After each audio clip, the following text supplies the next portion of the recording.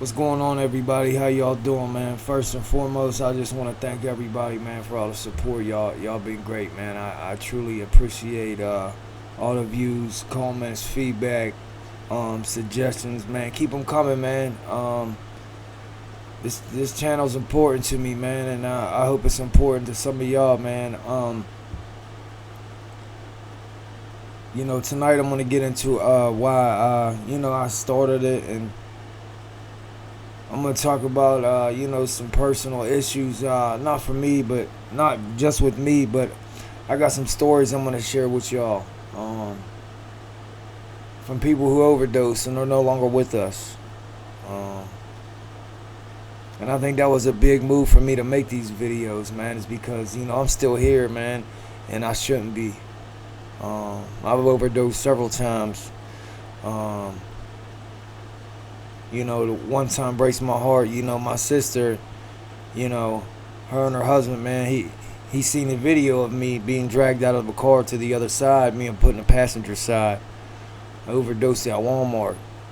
I was just fresh out of rehab. I just came right out of rehab. I was given all these tools, man. Stay away from people, places, things, all that. Like I knew, everything to do, man. And the first thing that I wanted to do was, I wanted to go to places that I knew that wasn't good for my health, man. And, my pride and ego gets in the way. I want to show people how good I look. I want to show people, hey, I got a new shirt, or hey, I got some new shoes. Hey, look, man, I gained a couple pounds. And it almost cost me my life, man. That pride and ego, especially for me, man, that's a big character defect. So when I told myself, when I was going to make these videos, I was going to be honest, man, completely honest, man. And, sometimes I get that, I think I'm all that type of shit, man, and I'm not. I'm just a regular dude, man, who's tired of seeing people die. It breaks my heart because I sometimes think like the pain that my sister experienced that day when she found out, that her older brother, that, was her favorite brother growing up, man. I used to play with her every day, man, take her outside, man, everything. I had to put her to bed. She used to wait for me coming home from school. I had to wake her up in the morning to tell her goodbye before, I went to school, or she would cry all day. I could imagine the heartbreak she felt getting a phone call or seeing me, OD'd in the car. Thank God, only by the grace of God, I was Narcaned, and, I came back. And that's truly a miracle right there. The person got me out of the car, put me in the passenger seat, and took me to Brownsville Hospital. They ain't been open in 20 years, man. But they was so panicked they didn't know what to do. I woke up surrounded by EMTs, police, and firemen. I thought I was in a car crash. I didn't know what was going on. And they took me to the hospital, and here's how sick I was. I signed myself out at AMA, and I went and got more drugs. Cause it didn't faze me, when I was using, man, death, I didn't think about dying. Death wasn't, I didn't care whether I did or not at that point, but I didn't think about it. Like getting high was so automatic in my life, man, that I just got high. Dying would have just, it was just wasn't even an afterthought, man. It was like, people die every day, B. But,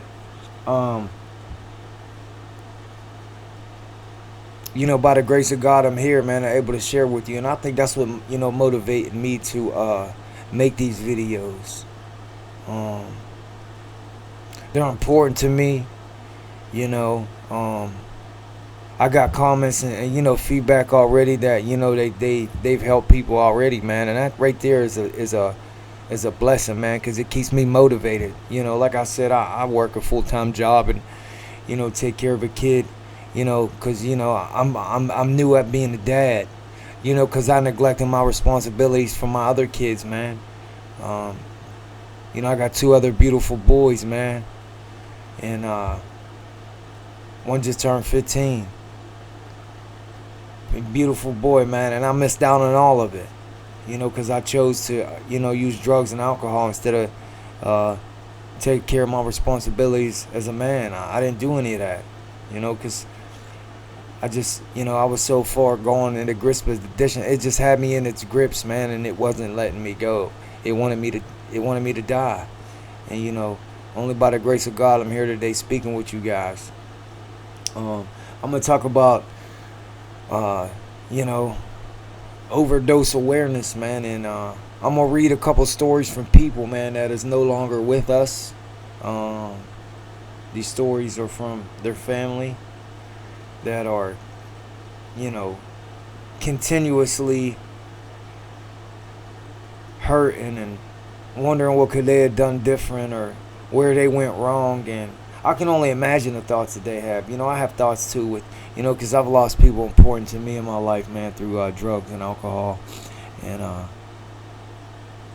now being on the other side of it, man, like, I used to think every night, like, my brother, man, he finally got, decided to make some changes and do the right thing and get sober, man. Shout out to him, man. Jim, I'm proud of you, man. You came a long way. You're doing great. He got up off his ass and started putting in work, man, and now he's seeing the benefits from it, man. I told him, there's a whole other side to life, because, man, we didn't know, man. We've been using since we was kids. 9 and 10 years old. I was 9, he was 10, we was using. And we never know what life is. I'm still trying to figure it out, Like I said before, I just learned how to pay bills not, a few years ago. Actually pay them, like, on time, you know what I mean? Not like have late bills and late. And, it's nice to be able to do things like that today, man. It's nice to, have my own place, my own bed. And I'm not staying with people, because I don't have nowhere to go, because, who wants a heroin addict, around? Let's be honest. Think about it, But I just, I want to dedicate this video, man, to all the people out there, man, who's still suffering, and the ones who are no longer suffering, but that their families are suffering. This is, to you guys, man, and I'm truly sorry that they couldn't get it right. I don't know what went on in their personal life, but, it's not your fault, man. It's not your fault. You can't love somebody, love them to get clean, man. They got to put in the work, and they got to want it, man. Some people don't want it, and that's unfortunate, man, and some people feel they don't deserve it, man, and they do.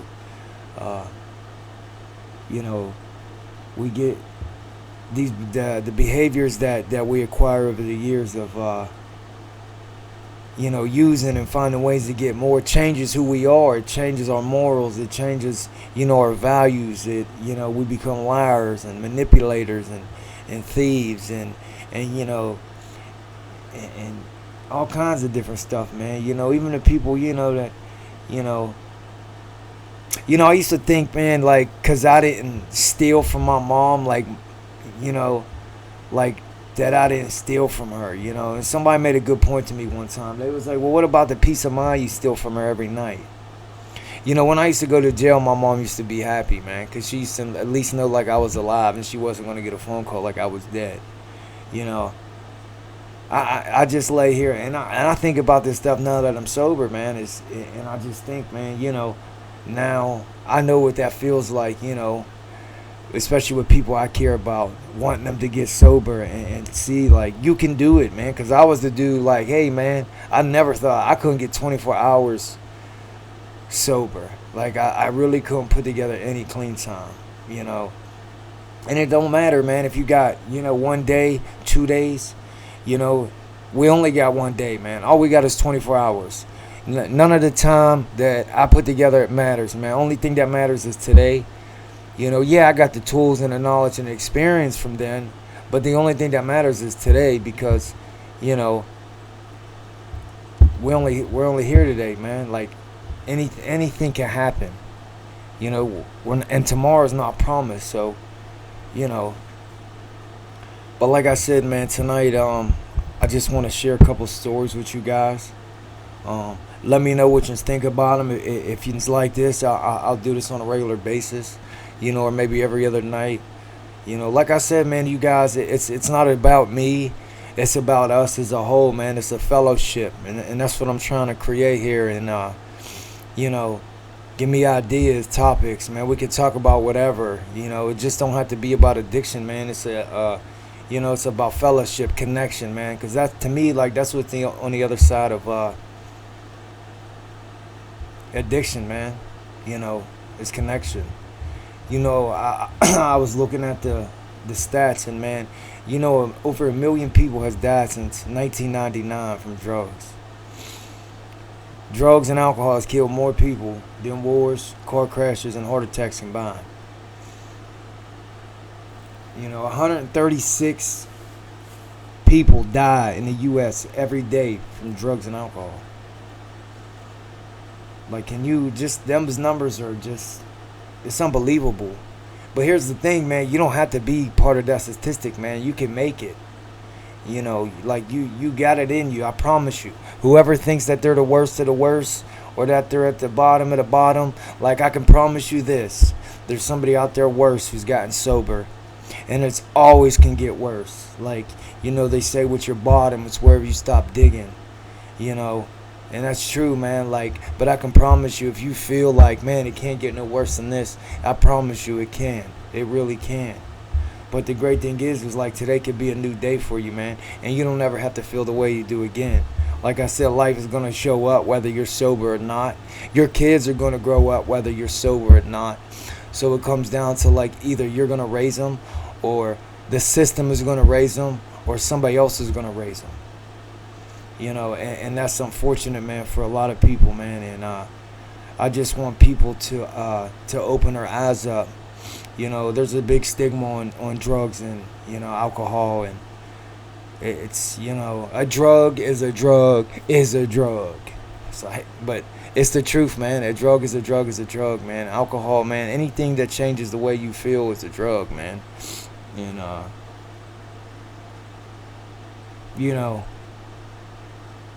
I never thought I'd be able to live without drugs, man. Ever. I've been a drug addict since I was 9 years old. I'm 36. I never thought I could live without using. And I do, man. Like I said, but it takes hard work, and you could do it. If I could do it, you could do it. But anyways, I'm going to read a couple of these stories. Let me know if you guys like them.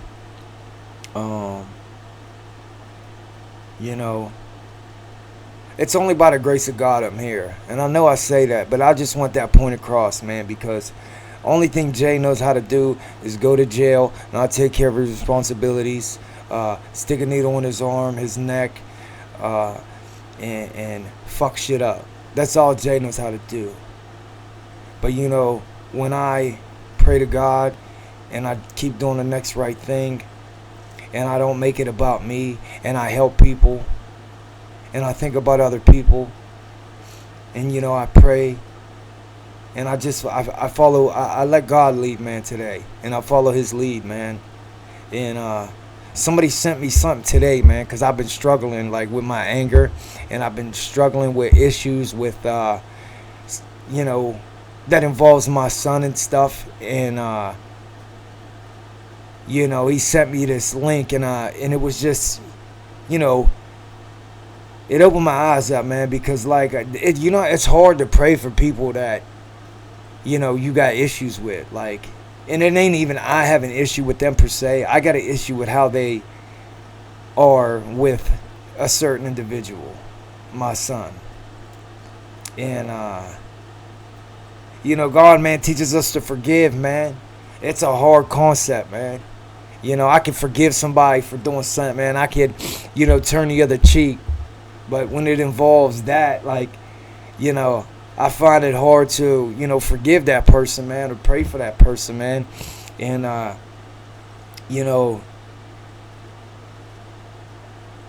you know, this woman's close to me, man. She believed in me from the beginning. Um, Bobby, I love you more than you'll ever know. Uh, she accepted me, man. I'm telling you guys, it was my first, I'll call it a God wink when I went to this church and there was a sign on the wall. And I'm telling you, like, I was beaten, I was broken, I was, I didn't have anything in me. Like, my emotions were all over the place. I was just defeated, you know. And the first thing that I seen was a sign that says, "There is hope." And it was like a God wink, man. And I went down and I sat down, and there was a few of these, you know, these people. They were strangers to me, man. I didn't know any of them, and I didn't trust any of them, right? But I sat down there and I listened. And at the end of that meeting, I felt like this woman and her son was like my family. I seen they genuinely cared about my well-being, and they believed in me. And they're telling me, "Jay, you could do it, man. Like, we believe in you." And they meant it. And in my head, I just was like, well, you know, yeah, maybe, you know. But they seen something in me that I couldn't see in myself. And sometimes that's all it takes, you know. I wish, you know, Christians get a bad rap, because I wish that everybody who I see that has issues with certain, you know, Christian people could meet this woman and her son, man. And it would change your view on a lot of things with how we really are. So I thank you. I'll tell y'all a couple God wink stories, man, later. I do want to share at least 2 of these stories with y'all tonight. They're not real long. Like I said, I appreciate you guys, man, and you know, everything is just done with sharing my stuff and liking it and subscribing. Like, that means a lot. I'm not doing it, you know, to make money on YouTube. Like, I've never really cared about money like that. You know, I'm doing my job and I'm happy with it right now, because, you know, I've gotten feedback where people say I helped them. But I don't want to take credit for that. Let me foremost, because, man, my ego will start getting big, and then my pride will start getting in the way, and then I'll start thinking like I'm somebody that I'm not. And the only reason I can be able to do this today is by the grace of God. So let me just say that. So, guys, like I said, any topics you want to talk about, whatever you want to talk about, send me an email, skinnyj22 2022@gmail.com. Shoot me a message on Facebook, YouTube, whatever, and we could discuss whatever.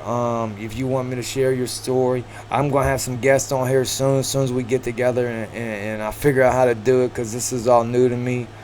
But, you know, I'm going to go ahead and share these stories, man. And if you guys like this, I'll do it more. I'm going to just share a couple tonight real quick.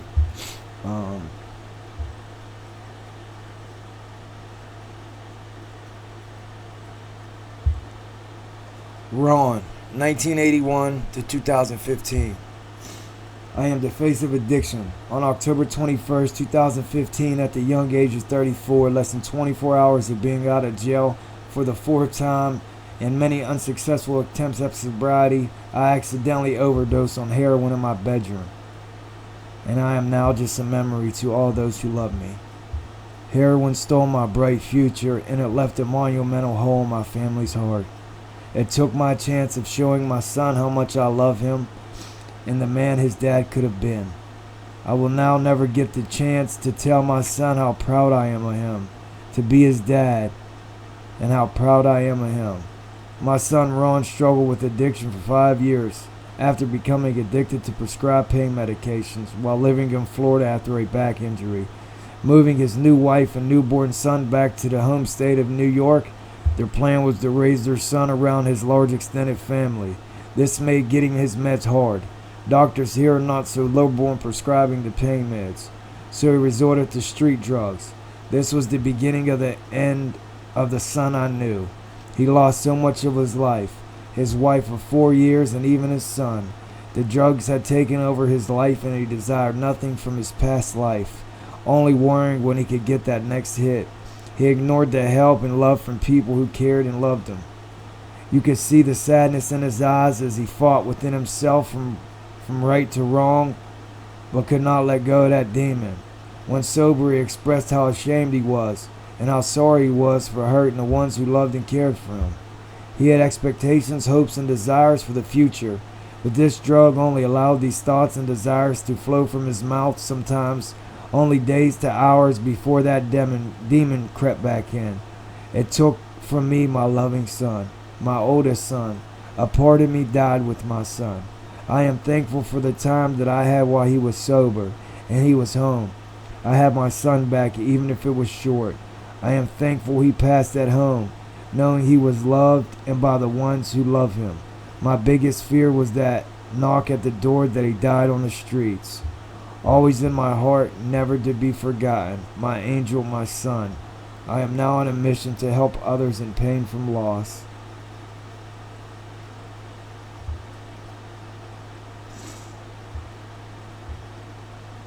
Alyssa, 1995 to 2015. My name is Susie. I lost my daughter to a heroin drug overdose this year. She was born 4/26/95 and died 1/11/2015. She was 19 years old, 3 months from her 20th birthday. Her name was Alyssa M. Alyssa was my firstborn and only daughter. She attended Catholic school her entire life. She played soccer and softball and was actively involved with and loved her competitive cheerleading group, to which she acquired many trophies for. She was a friend to all and had a true love of life. She also had an 11-year-old brother, my son, and her only other child, who was her absolute pride and joy and her best friend. She truly had an amazing heart of gold, always putting other people's needs first. If you were hungry or without food, she made sure you got a meal. If you were cold and without a coat, she would go to whatever length to provide you with one. If she knew you were struggling, she would not allow you to go even without, if it meant spending her last dollar on a complete stranger or giving her own stuff away for the needs of others. She was also a heroin addict, having first started off using prescription pain pills. Eventually she got introduced to heroin because it was cheaper and more accessible. She went from using 1 pack to 1 gram a day in a matter of weeks. This continued for 2 years. She eventually overdosed on 3 different occasions, having been brought back by Narcan from the paramedics each time.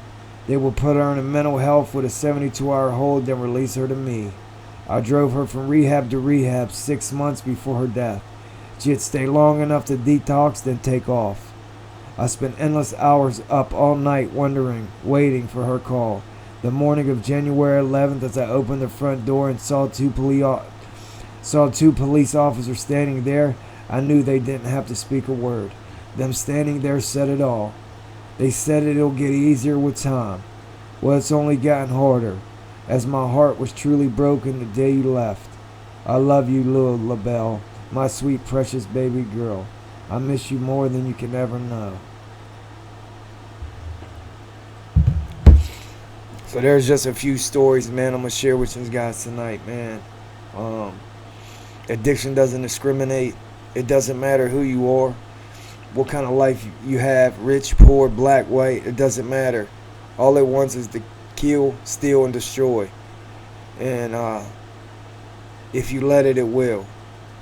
So with that, I'm going to go, guys. I appreciate all the support. I enjoy doing this. You guys let me know if you just want me to continue to share stories, I will. So with that, God bless you guys. Everybody have a good night. And I'll see you guys later.